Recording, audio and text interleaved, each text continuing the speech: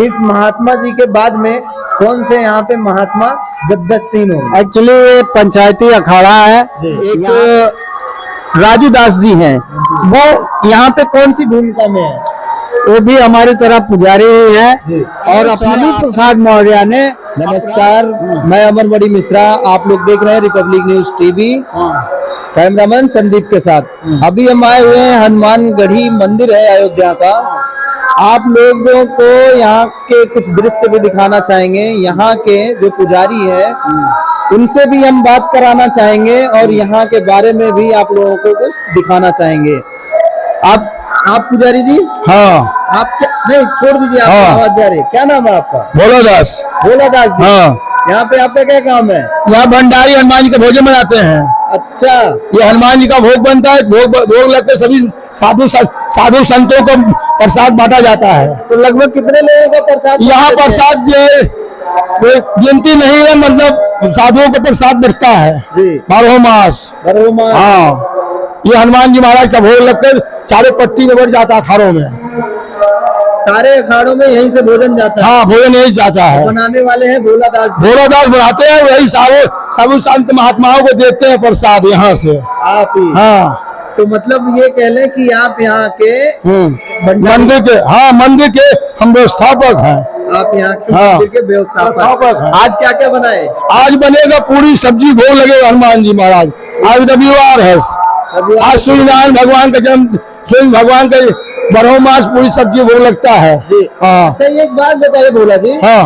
ये जो 7 दिन होता है हफ्ते में, ये पूरे हफ्ते में एक ही तरह का यहाँ पे भोजन बनता है? अलग अलग बनता है, अलग बनता है। हर दिन का अलग अलग? हाँ, जैसे रविवार को पूरी सब्जी बनेगा, सोमवार को पूरी सब्जी बनेगा, मंगलवार को हलवा बनेगा, और मंगल शनिचर का हलवा रोज 12 मास हलवा को मंगल शनिचर 2 दिन हफ्ता बनता है, मंगल शनिचर। और एकादशी का पकौड़ी कूटू काटे का यहाँ पे। हाँ, अब बुधवार को भजिया बनता है।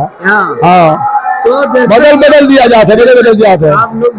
आप बताए भोला जी कि यहाँ पे 7 दिन में लगभग हर दिन हर तरह का भोजन यहाँ पे बनता है। हाँ, कितने दिनों से है भोला जी यहाँ पे? अब हमें बचपने से हनुमान जी की सेवा कर रहे हैं यहाँ पे। हाँ। तो अखाड़ा भी लड़ते रहे? अखाड़ा नहीं लड़ते, हम लोग यही हनुमान जी की सेवा करते हैं।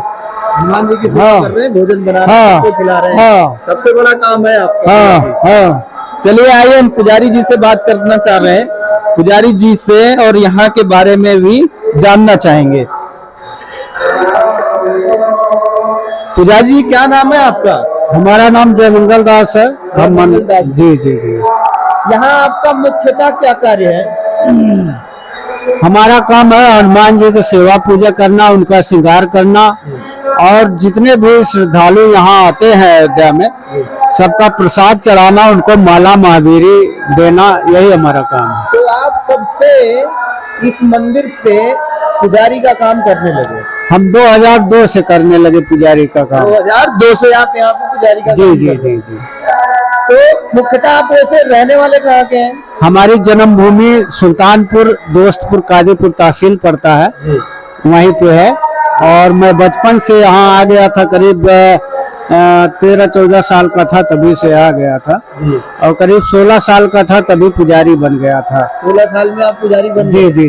तो आपने विवाह किया है या नहीं? नहीं, हम शादी एक्चुअली निर्वाणी अखाड़े में जो भी पुजारी होता है या शादी होता है यहाँ पे, वो मैरिज नहीं कर सकता है। जी। ऐसा नियम है? ऐसा नियम है। अगर कोई करना चाहे तो यहाँ से हट के, संस्था से हट के जाके अपना शादी कर सकता है। कौन सा बताएं अखाड़ा? निर्वाणी यानी अखाड़ा, रामानंदीय निर्वाणी यानी अखाड़ा। रामानंदीय निर्वाणी अखाड़ा, जैसा कि आप लोग सुने, अगर इस अखाड़ा से कोई भी ज्वाइंट है, इस संस्था से कोई भी जुड़ा हुआ है, तो आप लोग ये समझ सकते हैं कि यहाँ पे वो विवाह नहीं कर सकता है, जैसा कि हमारे पुजारी जी बता रहे हैं जी। तो आपने ऐसा कैसे सोचा कि हम शादी विवाह नहीं करेंगे? एक्चुअली हम बचपन में घर से आए थे साधु बनने के लिए। सर्वप्रथम सरजू जी में स्नान किए। आपके दिल में ये प्रथम बार कैसे आया कि हमको साधु बनना है? ऐसे ही घर पे बैठे थे, इसके बाद वहां से आए अयोध्या, वहां से सोच लिए थे कि हम चल रहे हैं शायद, मतलब हम 4 भाई हैं। 4 भाई हैं। हाँ, तो हमने सोचा कि हम चल रहे हैं हनुमान जी की सेवा में, अगर हनुमान जी अपने शरण में ले लेंगे तो उन्हीं की सेवा करेंगे जी। तो आपने ठान लिया था बचपन से ही कि हाँ, बचपन में मैं जब कक्षा 1, 2, 3, 5 तक 8 तक वहाँ पर पढ़ा, तो तमाम प्रकार के साधु महात्माओं की कहानियां, जंगल में बैठते थे, हिरन ये सब आस पास घूमते थे। तो हमको बहुत बचपन से हमारी इच्छा हुई कि हम साधु बने, इसलिए मैं घर से निकल के यहाँ पर आया साधु बनने के लिए। तो जैसा कि आपने बताया कि आप 2002 से इस मंदिर पे आ गए थे, और कितने साल बाद आप यहाँ के पुजारी बन गए? नहीं, एक्चुअली मैं आ गया था 98 में ही। 98 में ही आ हाँ, गए? तो 4 साल आश्रम पे गुरुजी की सेवा किए, जो आता जाता था साधु महात्मा सेवक भगत, उनको बनाना खिलाना अपना ये सब किए। इसके बाद गुरुजी ने हमको योग्य समझा, हनुमान जी महाराज की कृपा हुई, तो 2002 में मैं हनुमान जी का पुजारी हुआ। तब से अनवरत इनकी सेवा जारी है, तब से इनकी सेवा में ही लगे हैं। जैसा कि आप बताए कि आप 98 में यहाँ पे आ गए थे, और ये 2023 चल रहा है। 4 साल आप गुरुजी के सेवा में बिताए, बाद बाकी का जितना भी समय निकला आप तब से लेके अभी तक अनवरत हनुमान जी की सेवा कर रहे हैं। सुबह में हनुमान जी की आरती कितने बजे हो जाती है? मंगलवार को 4 बजे हो जाती है, मंगलवार शनिवार को 4 बजे हो जाती है। अन्य दिन पब्लिक कम होने के कारण लगभग 5 साढ़े 5 बजे तक हो 5 जाती से 5:30 बजे के बीच में हो जाती। और दिन की आरती हो जाती पूरी कर लेते हैं। जी जी। और दिन भर कैसा चलता है यहाँ का प्रोग्राम?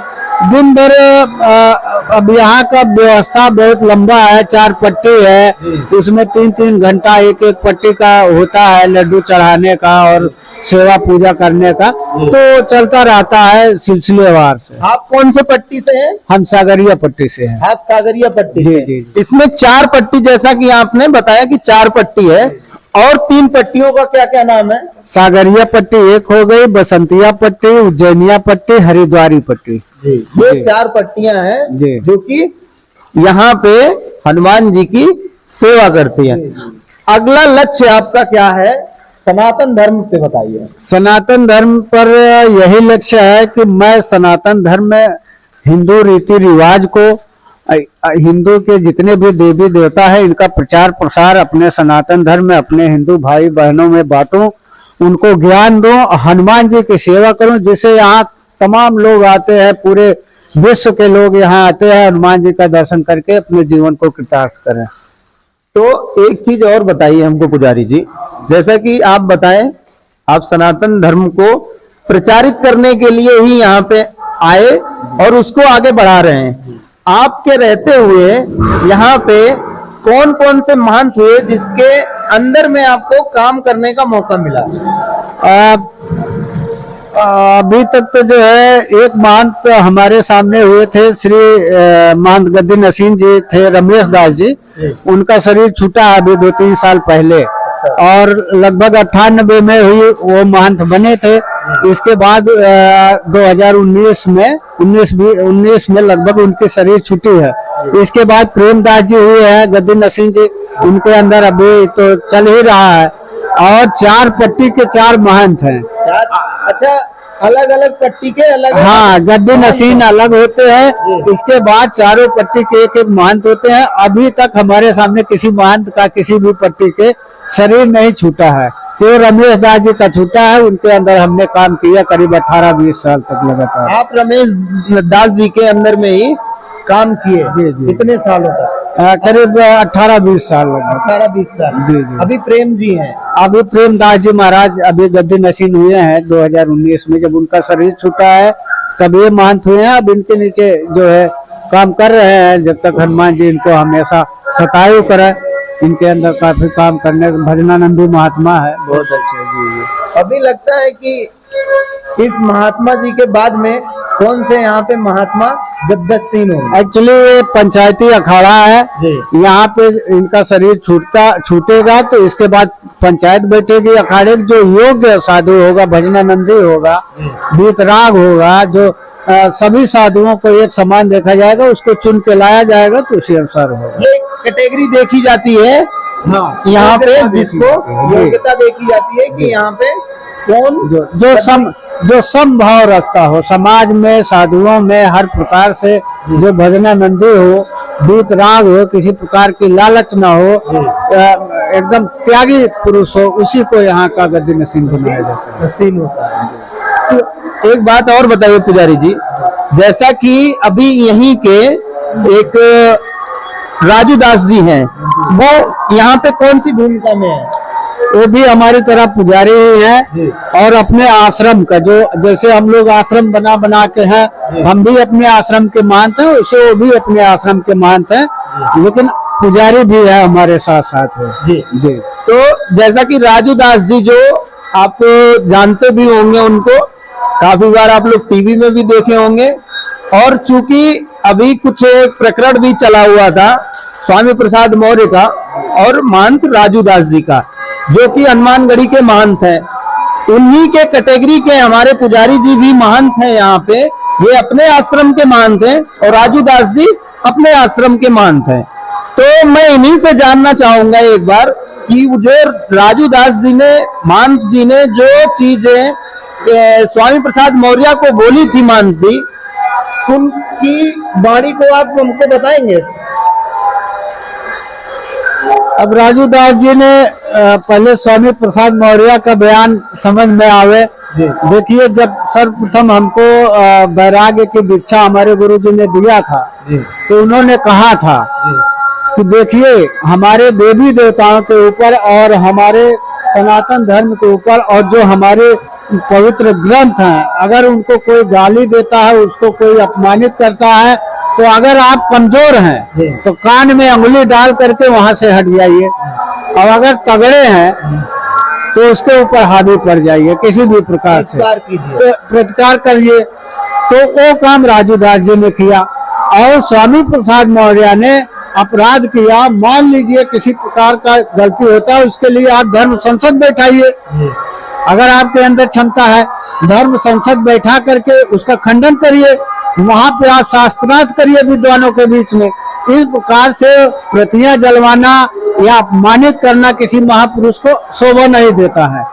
सर्व समाज के लिए मैं बोल रहा हूँ। अगर किसी प्रकार का हमारे अंदर, आपके अंदर मतभेद है किसी शास्त्र को लेकर के, तो आप धर्म संसद बैठा लीजिए।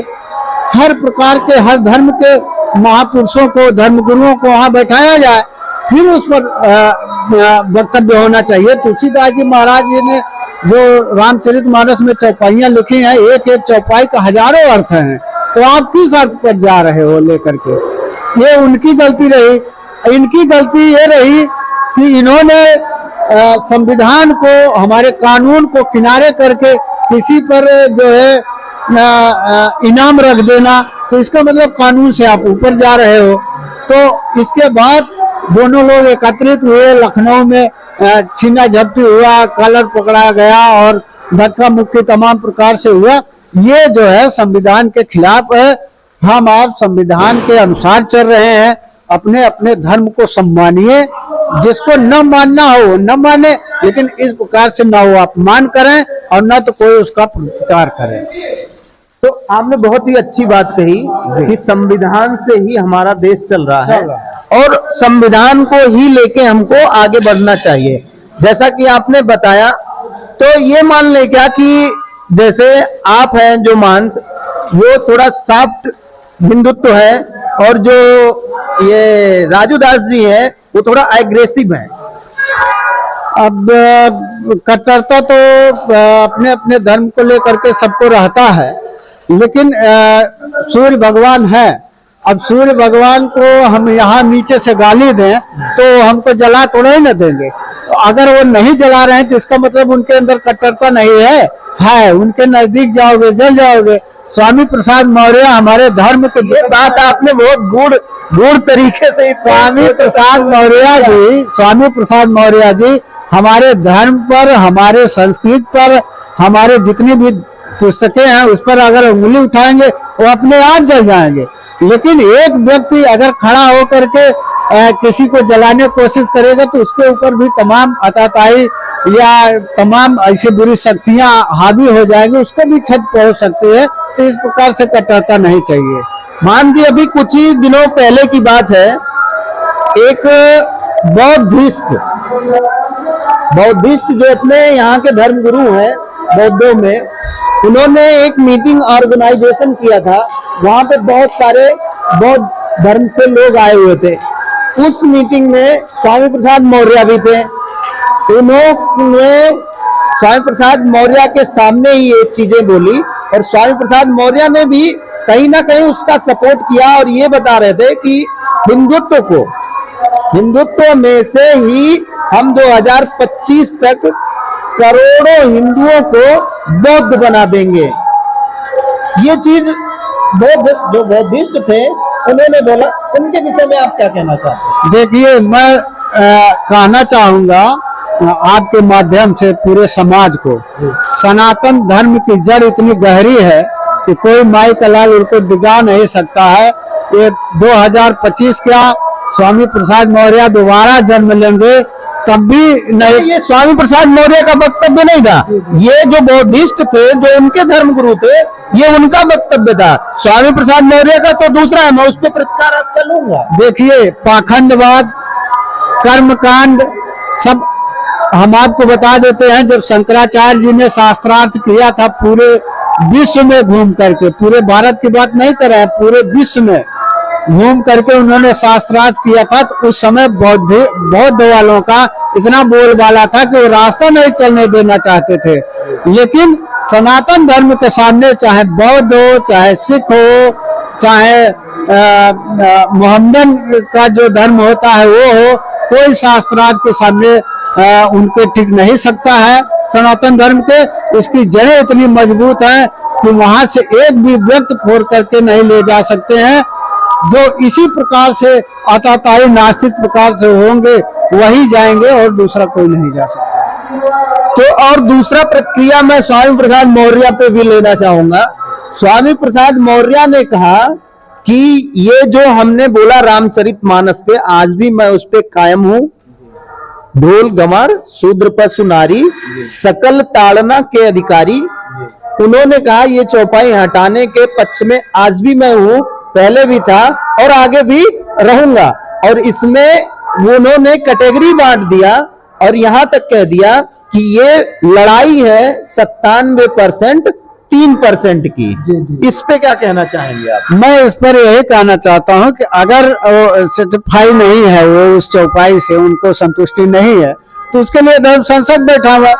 हमारे सनातन धर्म के जितने विद्वान हो वहां बैठे हैं। वो तो सनातन को ही नकार रहे हैं कि ये इस तरह का जो धर्म है इसके मैं विपरीत हूँ।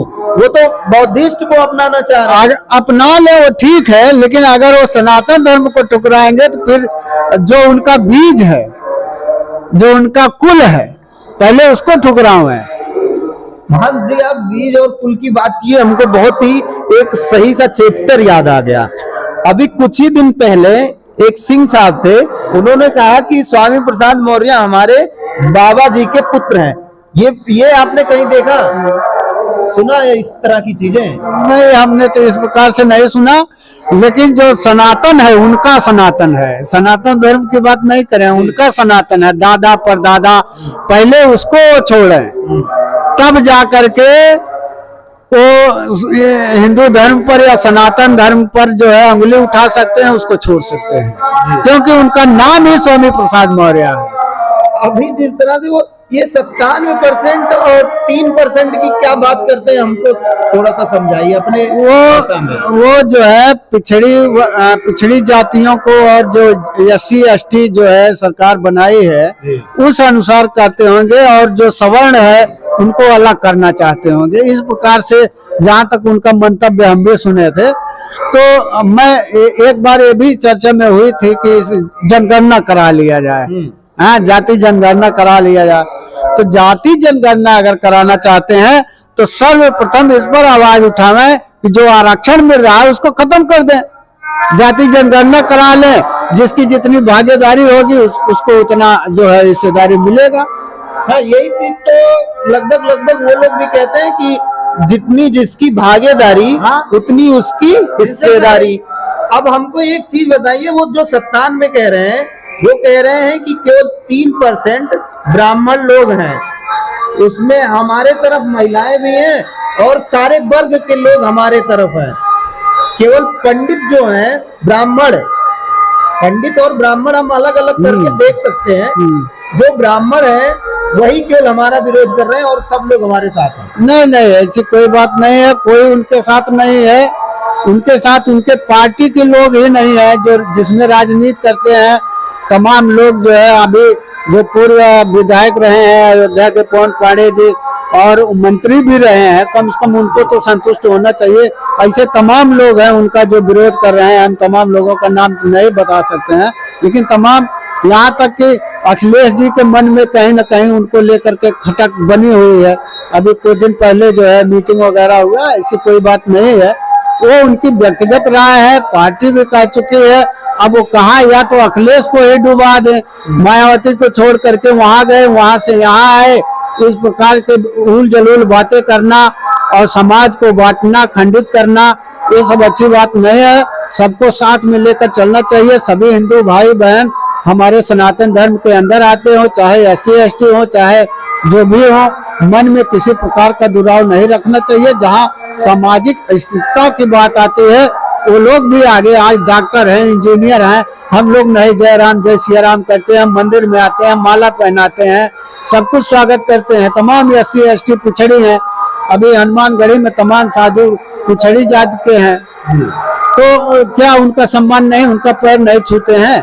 हम एक ब्राह्मण घर के थे, घर पे यहाँ आए, साधु की कोई जात नहीं होती है, लेकिन पिछड़ी जात के भी तमाम साधु हैं, हम लोग दंडोत प्रणाम करते हैं। ये तो इतिहास रहा है साधु। तो फिर अभी हजारों ऐसे गिना दें, हनुमानगढ़ी और अयोध्या में तमाम पिछड़ी जात के साधु हैं, हम दंडोत नहीं करते हैं, काका गुरु मानते हैं।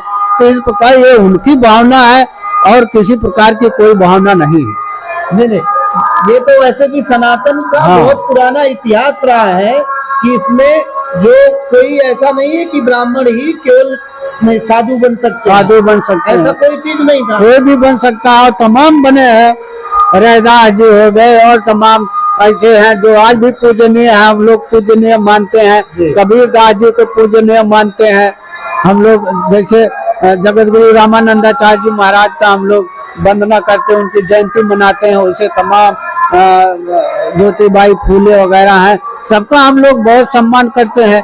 लेकिन ये लोग जो है चंद वोटों के कारण, चंद पॉपुलर होने के कारण जो है, सुरक्षा के कारण, कहीं कहीं कुछ पाने के लिए इस प्रकार से समाज को बांटने की कोशिश कर रहे हैं, जो जो भारत के लिए और सनातन के लिए बहुत ही गहरा जो है कुठाराघात करने की कोशिश कर रहे हैं। मान जी, आपको लगता है कि कभी हिंदुस्तान हिंदू राष्ट्र बन पाएगा? देखिए, हिंदू राष्ट्र बनना बहुत बड़ी बात नहीं है, हमारा देश हिंदू राष्ट्र था ही, लेकिन जब हिंदू नहीं संभाल पाए तो उसको मुगल लिए, मुगल के बाद अंग्रेज लिए, फिर किसी प्रकार से जो है उसको आजाद करवाया गया, अब फिर हिंदू हिंदू करने लगे।